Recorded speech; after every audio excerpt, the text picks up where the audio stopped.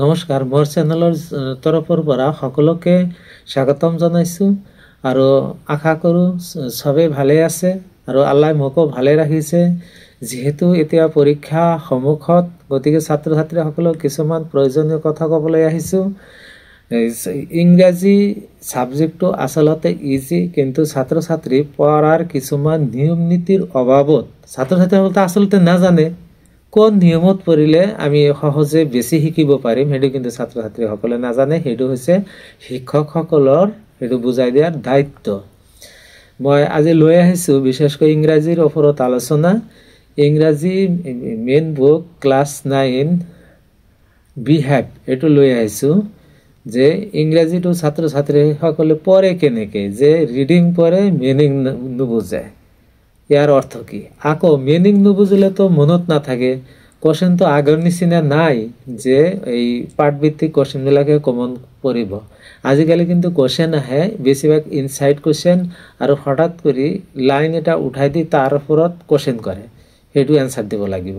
তেনেহ'লে ছাত্ৰ ছাত্ৰীসকলে কমন পাব কেনেকৈ, বুজি পাব কেনেকৈ। তাৰ কাৰণে আমি কৈছোঁ যে মোৰ নিয়মত যদি পঢ়ে তেনেহ'লে মনতো থাকিব, মিনিঙো বুজি পাব আৰু এনচাৰো দিব পাৰিব।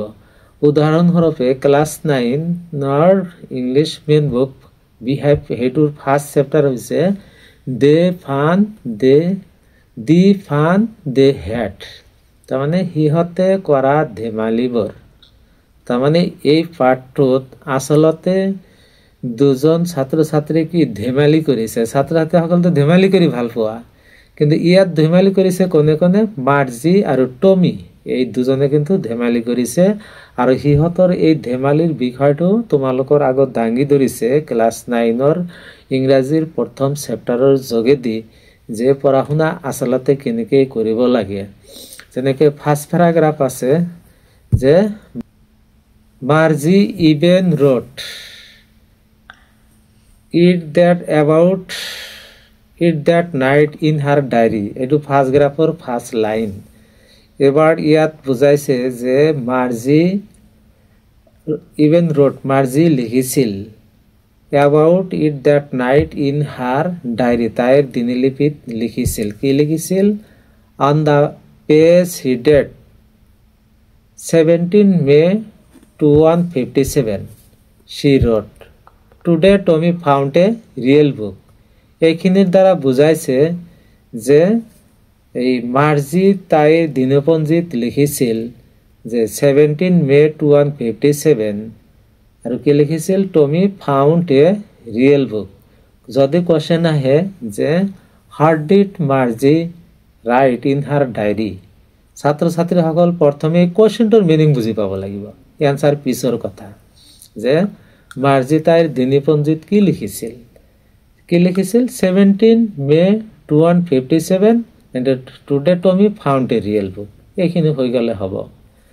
আৰু ৰিয়েল বুক কি মানে, আজি টমি এখন বাস্তৱ কিতাপ পালে, এইখিনিয়ে। তাৰ পাছত ছেকেণ্ড পেৰাগ্ৰাফটো চোৱা, it was a very old book, মানে এইটো অতি পুৰণি কিতাপ আছিল।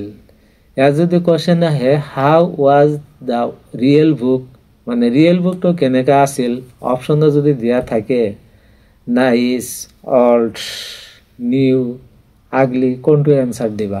তেনেহ'লে ইয়াত যে আছে অল্ড, এইটোৱে হ'ব।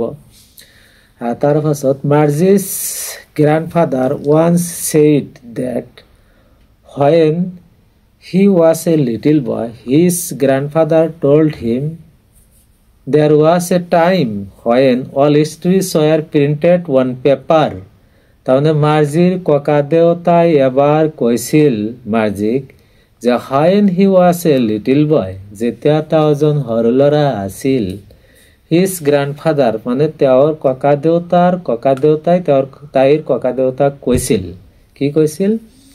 যে there was a time, এনে এটা সময় আছিল, when all histories were printed on paper, যেতিয়া সকলো কাহিনীবোৰ কাগজত ছপোৱা হৈছিল। এনেকৈ মিনিং সহ বুজি পাব লাগিব। এবাৰ যদি কোৱেশ্যন আহে যে হাৰ্ট ডিড মাৰ্জিজ গ্ৰাণ্ডফাদাৰ সে ওৱান্স, মানে এবাৰ মাৰ্জিৰ ককা দেউতাই কি কৈছিল? এনচাৰ হ'ব যে when Margie's grandfather was a little boy. His grandfather told him there was a time when all histories were printed on paper.